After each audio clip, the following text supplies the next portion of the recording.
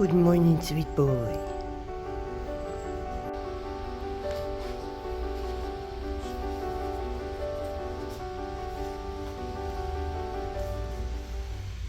There are cats who hate water and who don't like the rain. And then there's my cat. As you can see from her fur, she's soaking wet. She keeps running outside and just hanging out. Then she comes in for fuel. Hey? Come in for fuel. And then she leaves. She's gonna go outside right now. Yeah, why are you shaking? Because you're covered in water. No, more fuel. Okay. Good morning, everyone. Happy Monday. I am doing a weekly vlog this week, as you can see. And as you can see from this morning clip, oh my goodness, it is raining. It has not rained in ages. Cape Town doesn't get rain during the summer. But we are starting to go over into the next season pretty soon, which is, I love summer. Anyway, so I thought I would chat to you while I am making my coffee. I'm drinking Turbidor. This is Africa blend. It's really yummy. I like Turbidor. It's South African, and it's whatchamacallit,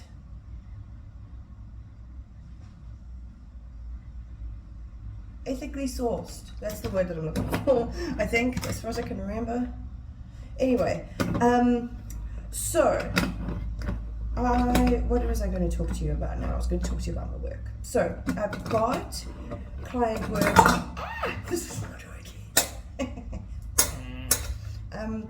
So I've got one client's work to do a setup day for today. My regular client, I'm writing for him. I write for him on like 4 different websites. I think he likes my writing, which is really great. But I am writing about hot springs at the moment. We're going through every state in the US and giving a breakdown of every hot spring there. So that's what I'm working on at the moment. It's like really nice and easy to set up, and I've like got the formula down, so like writing them is really good, and some of them can end up really chunky, which means that them dollars in my whole pocket, you know.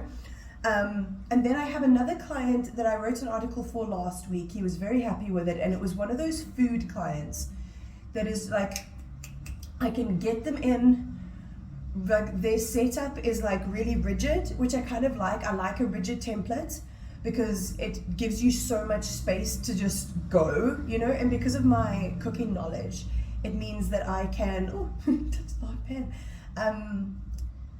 A lot of it I can do without research, which is really nice because it's all based, it's basically, you know, when you go on Pinterest and you're like, this fucking blog post that I have to scroll through, that's what I write when it comes to food blogs, because it's not there because they want you to read every bit of it. It's there for SEO, it's there for searching purposes.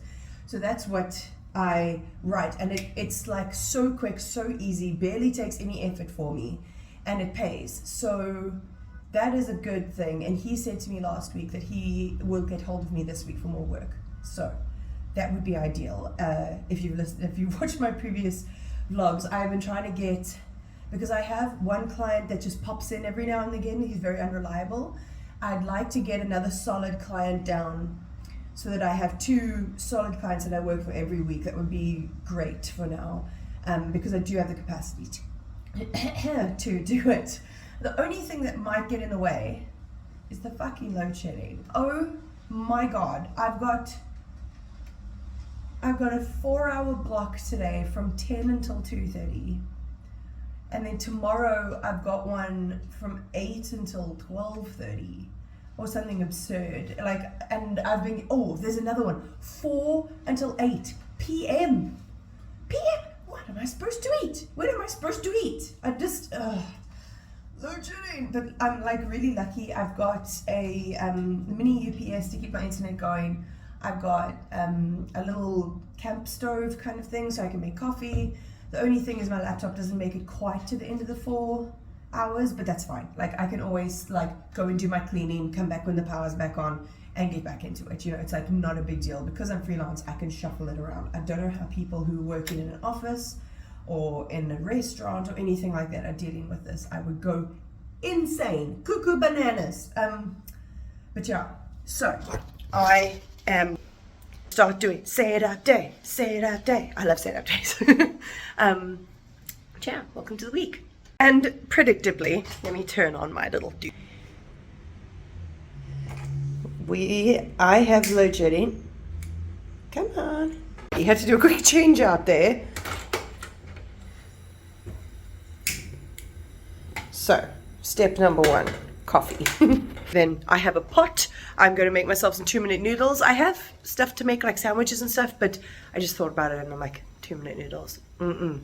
So I have this big block of load shedding from 10 until 2:30, and my laptop died just before I finished off this one article. Like, Google Doc saves everything. Like, literally I had 2 more hot springs to write on my list and it died, but it's fine. I'm going to eat lunch. I'm going to do my chores, like my cleaning the bathroom for the day, and then when the power comes back on, resume load shedding.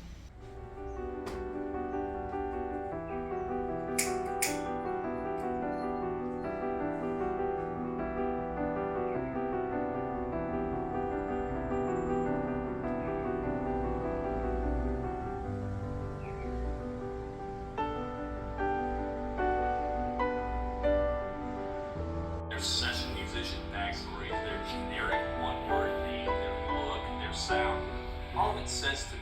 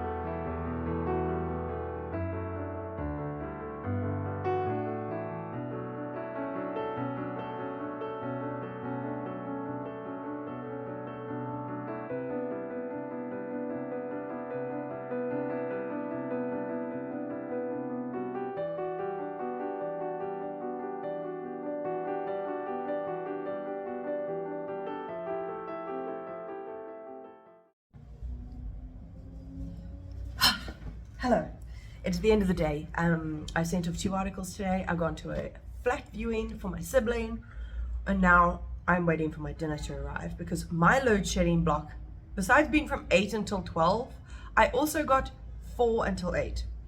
So when am I supposed to eat? Fuck knows. So I ordered takeaway. So I thought I'd come in here and give you a book update, as my weekly vlogs are reading vlogs after all. On audio, I'm listening to Distress Signals by Catherine Ryan Howard. I listened to Rewind by her at the end of last year, and it was fine, but I like to give authors 2 tries. So I'm giving her, oh, hiccups. I'm giving her a try. I'm not very far into it though. It's about a man whose girlfriend goes missing. That's all I know. It's very, very early. I think I started it last night. And then physically, I'm reading a horror. Country of My Skull by Ankie Krok. I'm just kidding. It's not a horror, but it should be. Oh my God. This is, Country of My Skull is about the Truth and Reconciliation Commission in South Africa. It's a non-fiction. And Ankie Krok is a poet and also a journalist who was there during the proceedings, during the trials and stuff like that for the Truth and Reconciliation Commission. If you don't know what that is, just a TLDR, it was basically a commission that was put together after apartheid to try and figure out reparations because of the atrocities that happened during apartheid. And a lot of the things that happened, because you get a lot of the victim stories, because lots of like politicians came and spoke and like had to appear before the commission, and and the victims as well. So the victims tell their stories, or the stories of what happened to their family members. Jesus Christ. Like, it makes my face tick so hard whenever I get to those points, because it's just horrific. And like, I only did history up until grade 10, and my school didn't teach apartheid very well. It is very much like, here are the major events, no nuance, no discussion of white privilege, no, complex talking about apartheid. So I didn't know very much about the Truth and Reconciliation Commission's Massabline's book, so I decided, I'm going to test myself. It's written really well. Like, I'm about halfway through. It's one of those things that, like, it's a non-fiction, but because she's a poet and she's a journalist, it's really easy to read. Like, she makes it easy to read. It's not like bogged down in political or law language, because I struggle to understand stuff like that. It's just not in my wheelhouse. But this is done very well, and I don't have to know how it ends. I know how it ends. I am living in it. But yeah, it's a really good one. If you want to get to know a little bit more about South Africa's past and what happened during apartheid, it's a really good one to read. But trigger warnings for fucking everything. A man gets bride. Let's just put it that way. It's a hectic one. Okay, I am going to do my evening routine, feed my pets, water my garden. I don't even water my garden, it rained, etc. And I will check you tomorrow, because tomorrow I'm going to the doctor because I've had a cough for a month and I'm sick of it. So I'm actually going to go get it sorted out. I've not been to a doctor in a fucking long time. Oh my God. It's quite shitty. Like, as a woman and as a queer person, like, I haven't gone to this doctor that I'm going to tomorrow before, because my old doctor is far away from me, far away. I'm not driving there anymore. It's like round the bosh, too fucking far. So I found a woman, because my old doctor was a man. I don't want men in my life if I don't have to, like doctors, all of that kind of stuff. Women. But I have to go in there hoping, like, she doesn't want to do something weird, like weigh me. Because I don't know my weight. I do not weigh myself. I do not want to know what I weigh. I have a history with disordered eating. I'm not up to that shit. Then I've got to hope that she's not homophobic. So it usually comes up because they ask about, like, birth control. And sometimes they ask about pregnancy. And then I have to hope she's one of those doctors that's good with mental health stuff, because I don't need her to do anything about my mental health at all, because I've got 2 doctors when it comes to my brain. I just need her to be understanding, especially, like, about my autism. Like, you get some doctors that are so fatphobic, you get some doctors that are homophobic. So I've just got to go into the stranger's room where I'm vulnerable and being like, please help me, and hope that they're not going to discriminate against me. And I'm a privileged white girl. And I still have to worry about some of these things.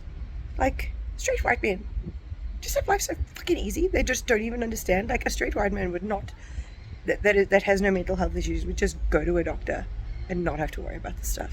And I'm sitting here this whole time going, God, I hope she's not homophobic. We'll see. Look at these guys. Hi. Hi, boys. How you doing? You're very cute. Best friends. Hello. Okay, it is Wednesday. I have finished off my article for the day. Just sent that one off. It was a nice big chunkster, so that's amazing. And now I'm going to film a crafty reads, because I've read another 5 books. So yeah, I need to do that. So I'm just updating my book right now, just so that I have something to refer to. This is how I do it. This is what my 2023 one is looking like. February is a very good reading month for me. I'm going to put a picture here because it has gone through the page quite a lot. But let me show you the issue I'm having. So I made this. I don't know if I've shown this in a vlog yet. But usually I just put all the books that I haven't read yet in my shelves, and then I had to find them. But now I've decided, okay, I got rid of my series that shall not be named. It's all gone, the entire collection. So this is my TBR shelf. These 3 from Oranges Are Not the Only Food to the Mercies, those are for Pride Month, and I've got 2 more coming for Pride Month. From the UK when my mom and my sibling come here in a month. So add 2 more books to that, and then my sibling has also bought a bunch of books that we are both interested in, so I'm going to be borrowing those. But I only have these 5 on my physical TBR, which is not a lot. And I've got about 100 pages left of Country of My Skull. It is obviously a slower read because it is very intense, and it's non-fiction. So when I finished with that, I'm going to go back to the library because the library has a really good selection, and I usually get 3 books at a time, and that also takes me to my birthday, so hopefully I'll be able to get books on my birthday. But yeah, I'm going to use the library. But yeah, let me film a crafty reads, and then I'm going to go to the doctor with makeup on. I just had a conversation with my dad about his fat phobia. That was not planned. I'm on my way to the doctor. Okay, I am done. I'm getting run over by a freaking BMW. I'm done. I have a pump and cortisone and another nasal spray, and if this doesn't work, then I have to go for a chest x-ray. God damn it. Yeah, she said that because it's been so long, she worries about something like TB, which is not very likely to have caught TB.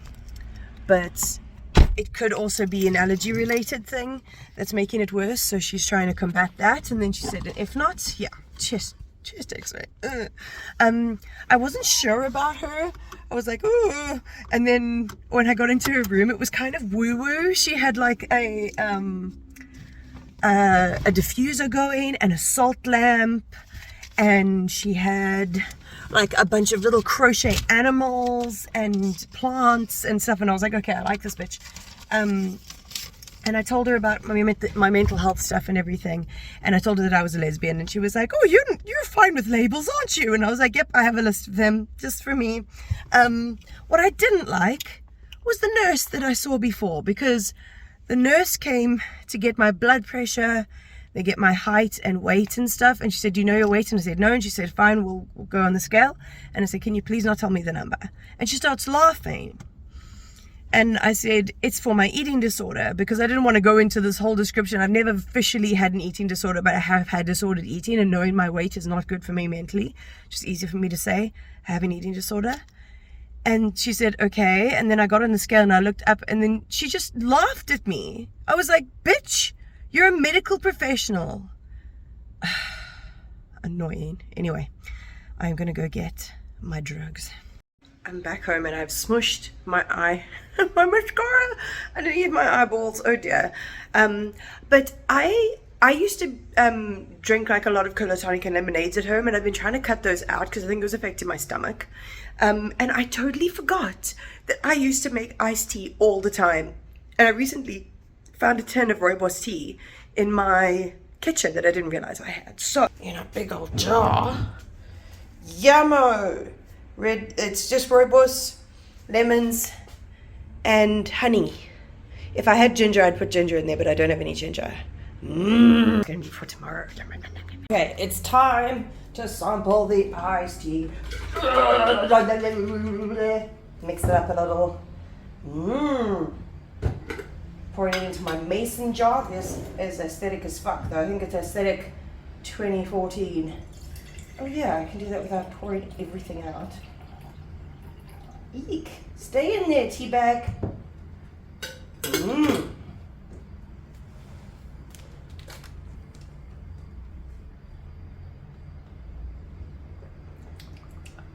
Oh, it's so good. Yeah. Okay. So, today I have finished my article. I've had my call with my mom, because it's Thursday, and on Thursdays we talk to my mom. And I wanted to show you guys what I'm currently working on when it comes to my crochet project. I wanted to update you on those. So let me get them out and show you. So I was going to do like a time lapse of me laying these out, but it really is not a lot. Oh my goodness. So this is my patchwork blanket. I've done 3 in every skein of yarn. That's the right weight to do on 5.5mm hooks. Every block, every skein that I've got, I made 3 squares out of it, and I'm going to keep on doing that. So it looks like so little when you look at it like this, but it looks like so much when it's in my container. Oh gosh. Anyway, so then I started making swirly whirlies. These are so much fun to make. Oh my god. So I was ecstatic when I asked my mom what she wanted, like what granny square she wanted for her tote bag, and she said swirly whirlies. I was like, hell yeah. So look how good those look. Yeah. So these are just basically, I wanted to learn how to do a new stitch, not a new stitch, a new type of granny square. So I decided that I'm going to make these scrap yarn projects. So anything that I have left over from other projects, use the scrap yarn, make a bunch of different swirlies, and then make cushion covers with them. So I'm really chuffed about that.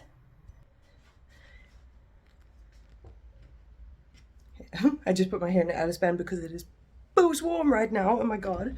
And then on the weekend, I filled my cupboard, so it's a lot more planned out.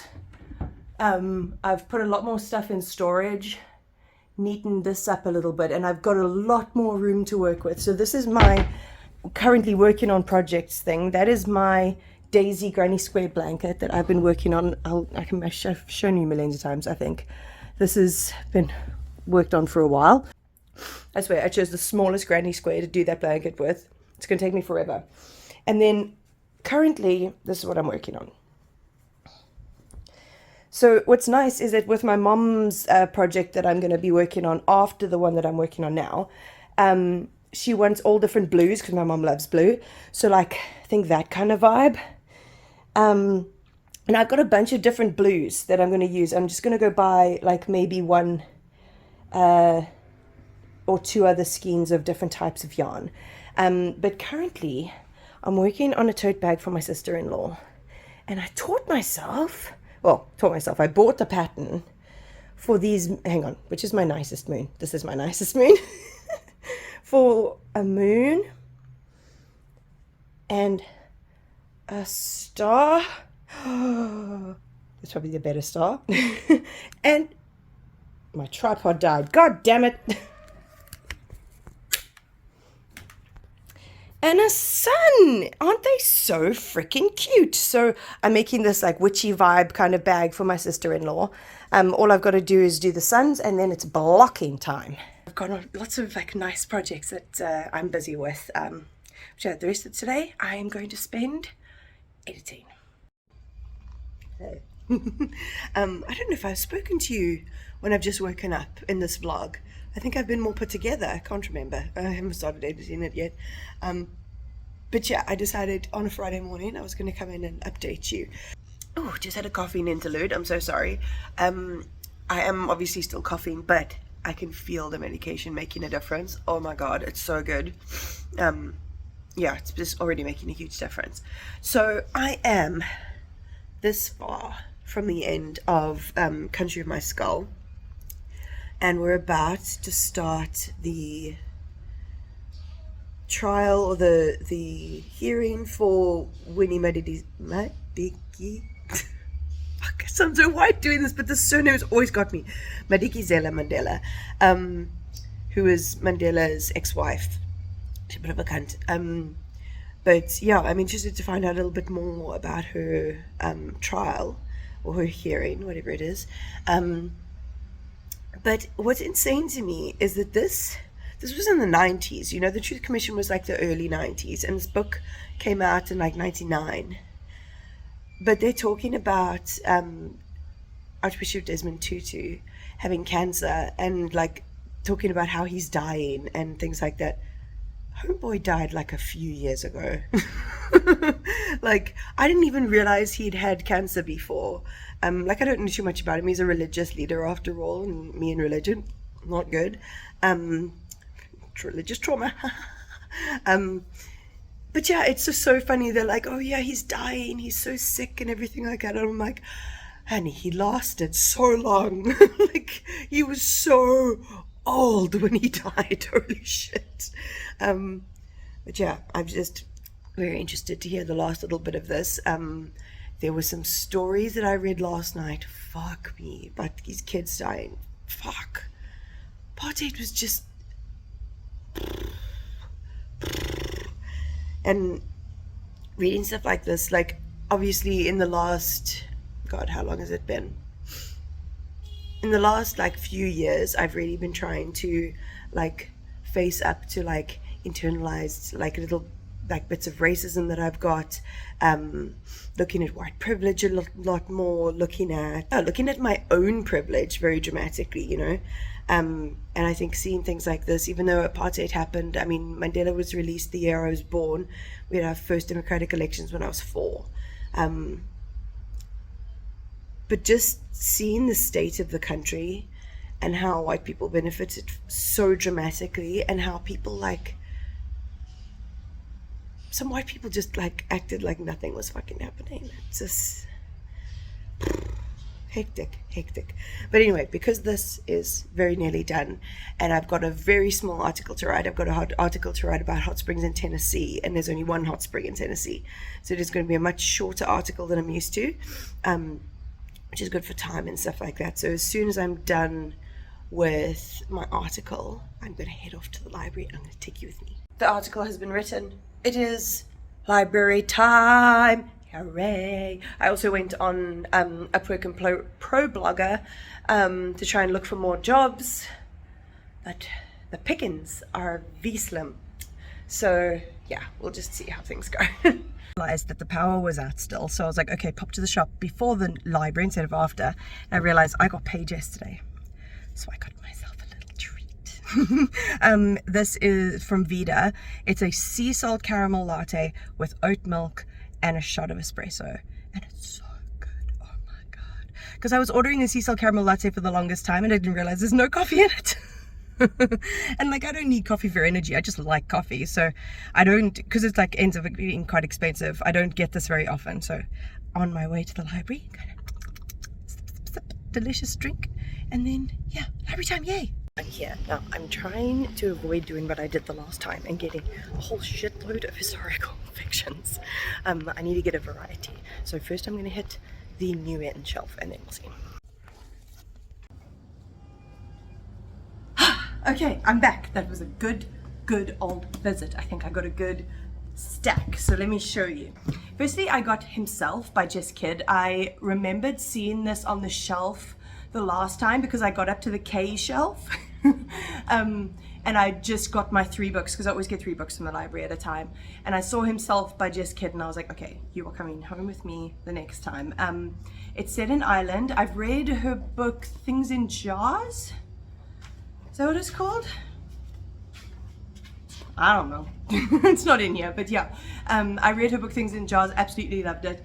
This one says in 1950 a teenage girl is brutally murdered in a forest, but somehow her baby survives. And then in 1976 a mysterious and charming young man returns to the like this little village to try and find answers about his mother who abandoned him in an orphanage. So there's going to be intrigue and all of that fun stuff. It just sounds like a good old historical with a little bit of a mystery behind it, and I love Just Kids writing. So then I got We Need New Names by Novale Bulawayo. I've wanted to read Novale Bulawayo for a while now, and I couldn't remember which book of hers that I had saved. And then I saw this on the African literature shelf. Their shelf is it's got some good books in there, but it's way too small. It's way too small. So this is covering up most of the blurb. So I was like, shit, what should I do? So I went on to Storygraph, and I saw that it was on my to be read shelf. So I was like, you know what? I'm not going to read the synopsis. I'm just going to go into it, because obviously I've heard this blurbed and I wanted to read it. So that's the nice thing about Storygraph. The TBR, I know I want to read it, even if I've forgotten what the book's about. So it's like a little surprise. And then the one that I found on the new in shelf, it's not new in like publishing wise in the slightest, but it's A Place for Us by Fatima Fahim Mirza. This is about an Indian Muslim family, and the eldest daughter is getting married, and there's some kind of issue around the younger brother and whether he's going to behave himself. So I think it's like a bit of a family saga kind of vibe, based around this one event. But I picked it up because I have heard Jen Campbell wax lyrical about this book. Like, she has raved about it, and I absolutely love her recommendations, especially when it comes to literary fiction. So I was like, okay, this is for me. So this is the stack that I got. Put it in the thumbnail. So what I usually do, I don't know why I do this. I mean, I do, I'm autistic. I read from smallest to biggest. Every single time I've gone to the library, I've read from smallest to biggest. So regardless of the fact that I just listened to an Irish book, I'm listening to an Irish book currently, I'm gonna pick up the Irish one as soon as I'm finished with Country of My Skull. And then, yeah. So this brings us to Friday, and the rest of my day I'm just going to be editing my crafty reads and editing this video. So I'm going to leave it here. I hope you did enjoy that.